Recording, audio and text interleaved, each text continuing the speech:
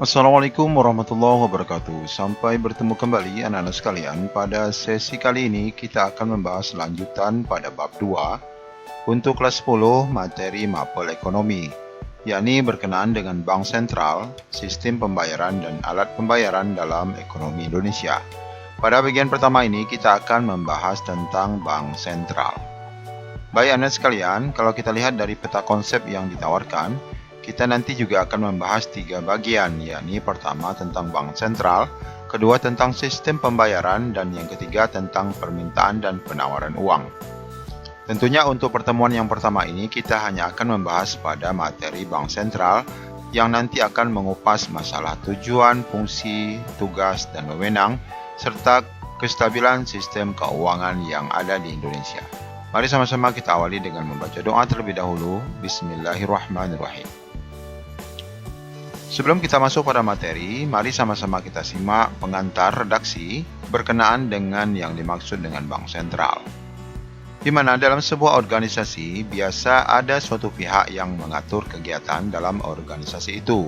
Tanpa pengaturan yang baik, tidak akan tercipta keharmonisan dan keteraturan pada setiap kegiatan dalam sebuah organisasi itu. Demikian pula dalam organisasi atau industri perbankan. Akan ada pihak atau lembaga yang memiliki kewenangan dalam mengatur kegiatan pada lembaga perbankan itu.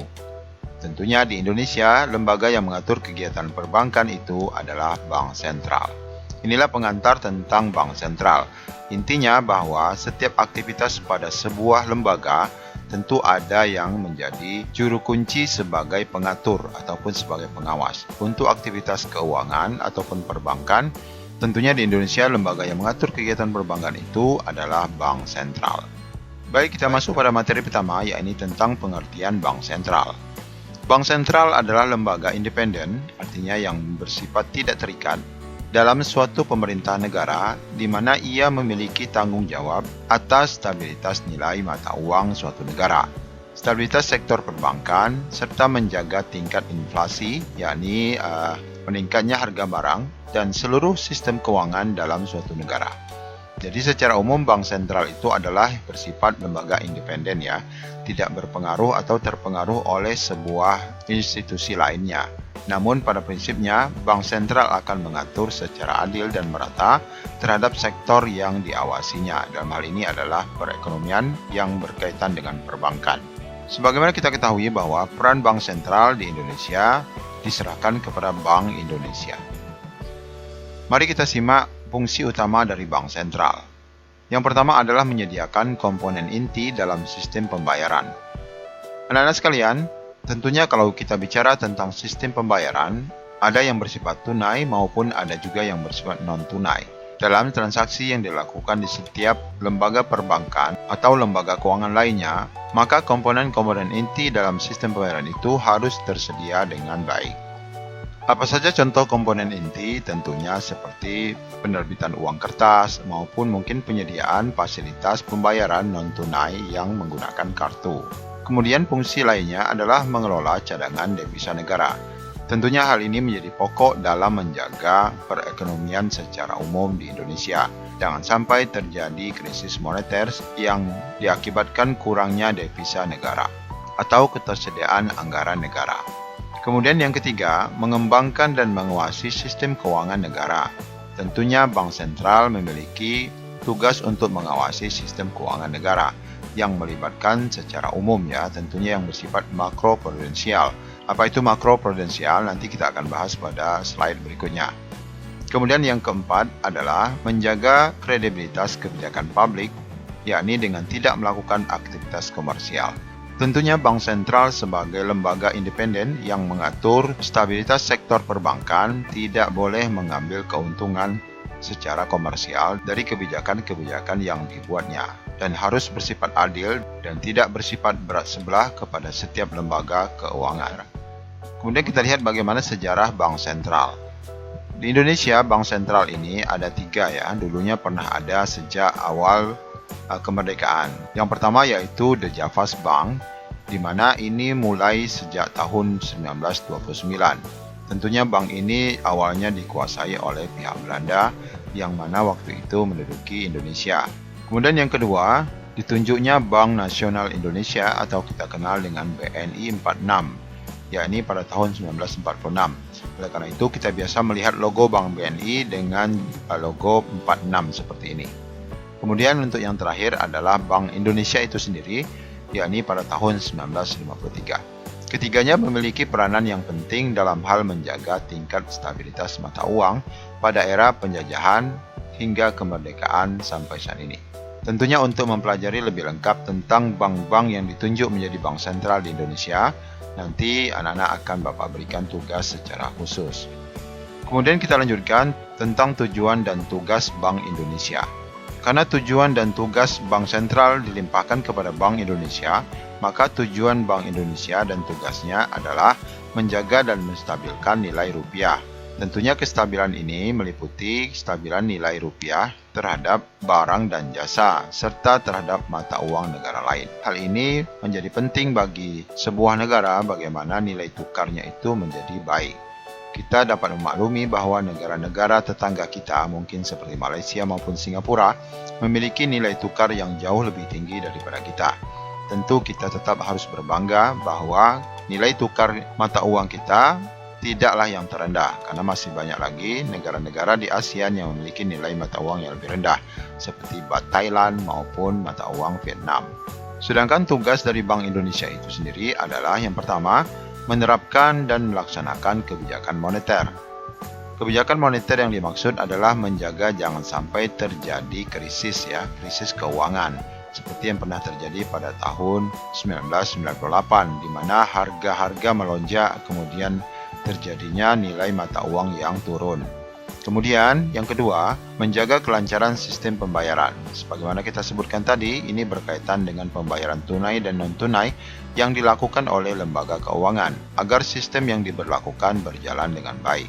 Kemudian yang ketiga adalah mengatur dan mengawasi perbankan. Tentunya tugas Bank Indonesia ini mengatur dan mengawasi perbankan dalam kaitannya secara umum secara global. Karena kalau secara individu perbankan, pengawasan perbankannya itu sudah dilimpahkan kepada otoritas jasa keuangan. Untuk mendapatkan penjelasan lanjut tentang tugas daripada Bank Indonesia, kita akan masuk juga kepada pembahasan wewenang Bank Indonesia. Karena kewenangan Bank Indonesia ini berhubungan erat dengan tugas Bank Indonesia itu sendiri. Di mana yang pertama, seperti kita sebutkan tadi, menetapkan dan melaksanakan kebijakan moneter.